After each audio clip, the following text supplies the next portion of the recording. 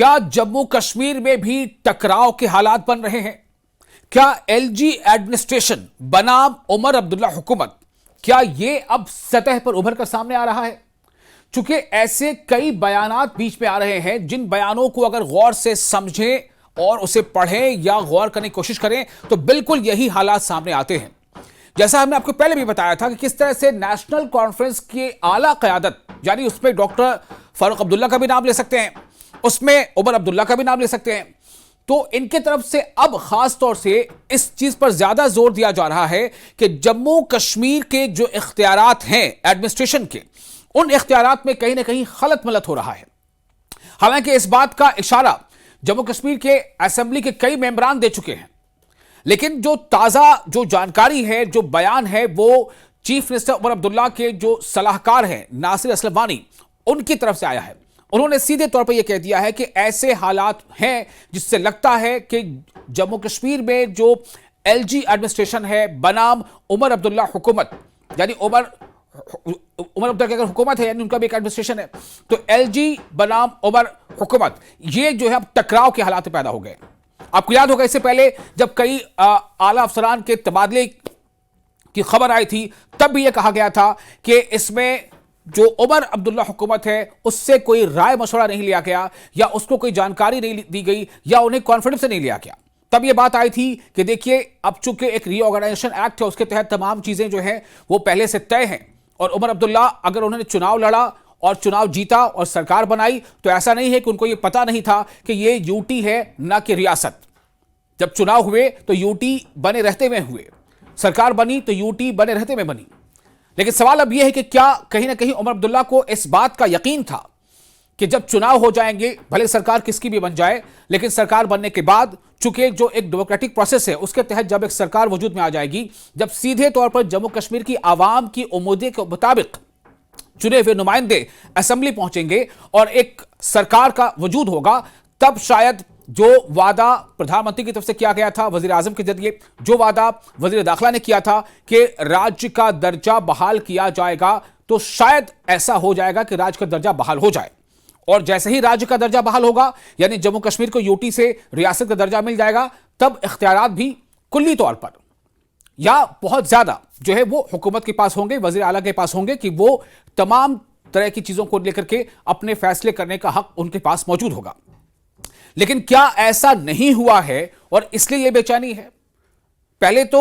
छोटी जो दूसरी पार्टियां हैं, छोटी का मतलब यह कि जिनके पास अभी कम मेंबर असेंबली हैं, चाहे उसमें पीडीपी हो या जेकेपीसी हो या फिर दूसरी और पार्टियां हो, पहले तो इन पार्टियों के लीडर्स ने यह कहना शुरू किया कि जम्मू कश्मीर की आवाम का जो भरोसा था कि जब चुनाव हो जाएगा उसके बाद असेंबली में तमाम ऐसे मुद्दे जो जम्मू कश्मीर की आवाम के इमोशन से जुड़े हैं, उन मुद्दों पर न सिर्फ यह कि कोई रेजोल्यूशन आएगा, बल्कि बहस व मुबाहिसा भी होगा और करारदादें भी पास होंगी और बड़े और अहम फैसले भी लिए जाएंगे। लेकिन जिस तरह से अभी तक का जो वक्त गुजरा है सरकार बनने के बाद, ऐसा लग रहा है कि कई मामले में उमर सरकार जो है उसे कुछ खबर नहीं, ऐसा लग रहा है कई मामले में उमर सरकार जो है उसकी दिलचस्पी नहीं है।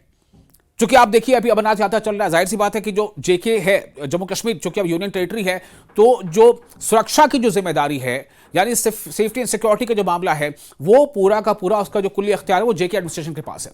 तो हमने देखा भी कि किस तरह से एलजी मनोज सिन्हा ने न सिर्फ पर्सनल लेवल पर बल्कि हर तरह से उनकी कोशिशें रही, जा बजा वो मीटिंगें करते रहे, जायजा लेते रहे, और जो ट्रांजिट कैंप है उसका उन्होंने जायजा लिया, सिक्योरिटी को लेकर के कई मीटिंगें की, तो वो काफी हरकत पर रहे, काफी एक्टिव रहे, और नतीजा भी देखने को मिल रहा है कि ऐसी शायद उम्मीद नहीं थी कि इतनी बड़ी तादाद में अमरनाथ यात्री पहुंचे, लेकिन पहुंच रहे हैं।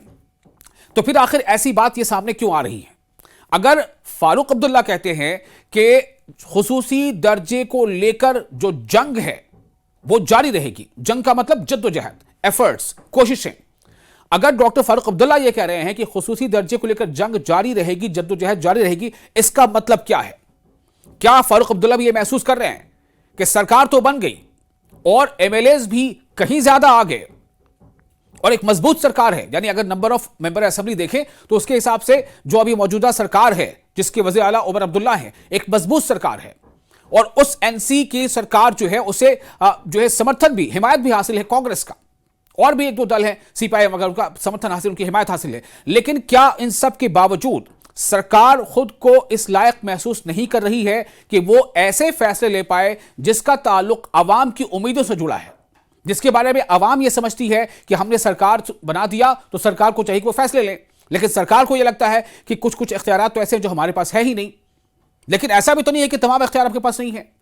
उमर अब्दुल्ला गवर्नमेंट के पास तमाम इख्तियार नहीं है, ऐसा भी नहीं है, बहुत सारे इख्तियार हैं, बताओ तब अलग अलग पोर्टफोलियोज हैं मिनिस्टर्स के। तो अगर बिजली, पानी, सड़क जैसी सुविधाओं को लेकर के कहीं बेचैनी है तो उसका जिम्मेदार कौन है? लेकिन इन सबसे अलग चूंकि बहुत सारे दूसरे मेंबर असेंबली हैं, उनका यह कहना है, जो वहां के नब्ज को जानते हैं, जो वहां के लोगों के इमोशन को जानते हैं, उनका कहना है कि जम्मू कश्मीर की आवाम को कहीं ना कहीं इस बात की एक जबरदस्त, इस बात का उनके अंदर एहसास है कि हमारी ये रियासत हुआ करती थी जो कि अब यूटी है। एक वक्त था कि जम्मू कश्मीर और लद्दाख सब मिलाकर एक रियासत थी, लेकिन 2019 के फैसले के बाद जम्मू कश्मीर अलग यूटी बन गई और लद्दाख को अलग यूटी बना दिया गया। लद्दाख को जिस तरह से उनकी उम्मीदों के मुताबिक, उनकी मांगों या मुतालबे के मुताबिक कई अहम फैसले लद्दाख के हक में हुए हैं यूटी बनने के बाद, वैसे ही कुछ तवक्को, वैसे ही कुछ जो उम्मीदें हैं वो जम्मू कश्मीर की आवाम से भी है। अब मसला यह है कि जम्मू कश्मीर की आवाम को क्या यह बात पूरी तरह से, हर आवाम तक यह बात समझ में आ रही है कि किस तरह से डिवीजन ऑफ पावर है, कौन से इख्तियारात उमर अब्दुल्ला के पास हैं बहैसियत चीफ मिनिस्टर और कौन कौन से इख्तियार उनके पास नहीं है, कौन कौन से इख्तियार एलजी मनोज सिन्हा के पास हैं जिसमें वो उनका फैसला, उनकी हिदायत वो सराय फहरिस्त होती हैं, वो काबिल कबूल होती हैं। क्योंकि खुद फारूक अब्दुल्ला ने यह कहा है कि न सिर्फ ये कि जो होम अफेयर्स है वो एलजी के पास है, बल्कि तमाम मामलों में, यहां तक कि अफसरान के तबादलों के मामले में और भी कई मामलों में एलजी के फैसले ही जो है वो हावी होते हैं और उनकी मुदाखलत होती है। ये फारूक अब्दुल्ला कह रहे हैं। जबकि दूसरी जो पार्टियां हैं अपोजिशन में, चाहे वो बीजेपी हो या दूसरी पार्टियां, उनका यह कहना है कि दरअसल जो नेशनल कॉन्फ्रेंस है उन्होंने जो वादे अवाम से किए थे इलेक्शन के दरमियान, उन वादों को पूरे ना कर पाने में खुद को ये अहल नहीं समझ रहे हैं और नतीजा ये है कि ये अब बहाना तलाश रहे हैं। हालांकि जो नेशनल कॉन्फ्रेंस के तर्जुमान हैं उनका यह कहना है कि भाई हमें जो मैंडेट मिला है वो मैंडेट तो पूरे 5 साल के लिए है, ये कोई चंद महीनों का मैंडेट तो है नहीं कि हम चंद महीनों में तमाम वादे पूरे कर लें। वो उल्टा वो वादा याद दिलाते हैं कि हमें तो उससे बहुत पहले यह वादा किया गया था कि जम्मू कश्मीर में पहले चुनाव होंगे, उसके बाद फिर राज्य का दर्जा बहाल कर दिया जाएगा। तो चुनाव हो गए, सरकार बन गई, लोगों ने बढ़ चढ़कर हिस्सा लिया, बल्कि जम्मू कश्मीर में एक लंबे अरसे के बाद इतना रिकॉर्ड वोटिंग हुई, तो फिर जो मरकज की सरकार है वो अपना वादा क्यों नहीं निभा रही है? तो क्या ऐसे ही चलता रहा तो कहीं ना कहीं इससे जम्मू कश्मीर की जो तरक्की है, उसकी जो रफ्तार है, क्या वो सुस्त पड़ जाएगी? क्या सरकार को यह कॉन्फिडेंस नहीं होगा कि जी कहने को तो हम मुख्यमंत्री हैं, चीफ मिनिस्टर हैं, लेकिन हमारे पास वो इख्तियारात नहीं है, जो इख्तियारात हैं वो इख्तियारात क्या नाकाफी हैं जम्मू कश्मीर की आवाम की उम्मीदों को पूरा करने के लिए? अगर चीफ मिनिस्टर के जो सलाहकार हैं वो ये कहते हैं कि हालात जो है वो टकराव के बन गए हैं, यानी एलजी एडमिनिस्ट्रेशन बनाम chief minister and his cabinet, तो ये टकराव के हालात अगर चीफ मिनिस्टर के सलाहकार ये खुद ये बात कह रहे हैं, दूसरी तरफ फारूक अब्दुल्ला ये कह रहे हैं कि इख्तियारात और फैसले उनमें सब में एलजी जो है उनके फैसले हावी होते हैं, उनकी हिदायत ही चलती हैं, यहां तक कि तबादले पर भी हमारा कंट्रोल नहीं है। तो और साथ ही साथ ये कहना कि जम्मू कश्मीर के खुसूसी दर्जे को लेकर जद्दोजहद जारी रहेगी, जंग जारी रहेगी। इसका मतलब क्या है? मैंने एक जम्मू कश्मीर के जो नेशनल कॉन्फ्रेंस के मेंबर हैं, मेंबर असेंबली, उनसे पूछा तो उनका यह कहना था कि हम हर कोशिश करेंगे जो डेमोक्रेटिक सेटअप में, एक जमहूरियत के निजाम में हमें करने के लिए अलाउड है, और अगर नेशनल कॉन्फ्रेंस को लगता है कि उनकी मांगें पूरी नहीं हो पा रही हैं, आवाम के जो मुतालबात हैं वो पूरे नहीं हो रहे हैं, तो जम्मू कश्मीर की सड़कों पर भी आने में हमें देर नहीं लगेगी। इससे पहले उमर अब्दुल्ला ये कह चुके हैं कि अगर कुछ बात ऐसी है जो कुछ रिपोर्ट्स में हमें पढ़ने को मिली है कि राज्य का दर्जा या रियासत का दर्जा तभी मिलेगा जब दूसरी कोई सरकार बनेगी, किसी और पार्टी की सरकार बनेगी, तो उनका कहना है इसका मतलब यह है कि यह सरकार खत्म हो जानी चाहिए। अगर ऐसी बात है और अगर जम्मू कश्मीर को रियासत का दर्जा मिलने के पीछे यही शर्त है कि उमर अब्दुल्ला की सरकार ना रहे, तो मैं एक बार क्या कई बार ऐसी सरकार को कुर्बान करने के लिए तैयार हूं। यह बातें क्यों आ रही हैं, इनके पीछे क्या है मकसद, छुपी हुई बात क्या है, यह समझना बेहद जरूरी है।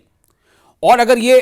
नासिर सलमानी ये कहते हैं कि ये टकराव के हालात बन गए हैं, तो क्या आने वाले दिनों में अब और ज्यादा तीखी बयानबाजी देखने को मिलेगी?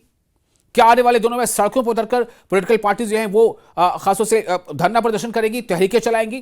क्या उनमें वो पार्टी भी शामिल होगी जो बरसर इख्तिदार है? ये काफी अहम सवाल है।